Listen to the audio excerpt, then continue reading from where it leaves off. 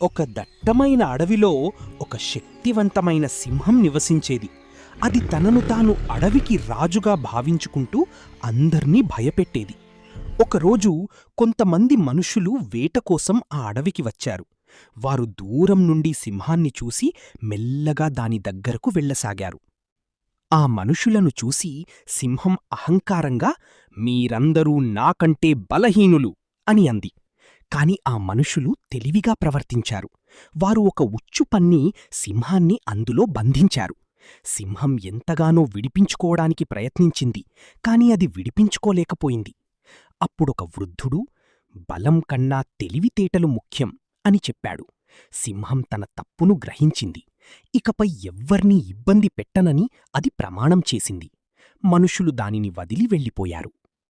పాఠం: కేవలం బలం మాత్రమే కాదు, తెలివితేటలు మరియు సౌమ్యత కూడా ఒక వ్యక్తిని విజయవంతం చేస్తాయి. మీకు ఈ వీడియో నచ్చినట్లయితే దయచేసి సబ్స్క్రైబ్ చేసి లైక్ చేయండి. మీరు ఇన్‌స్టాగ్రామ్‌లో చూస్తున్నట్లయితే నన్ను ఫాలో అవ్వండి.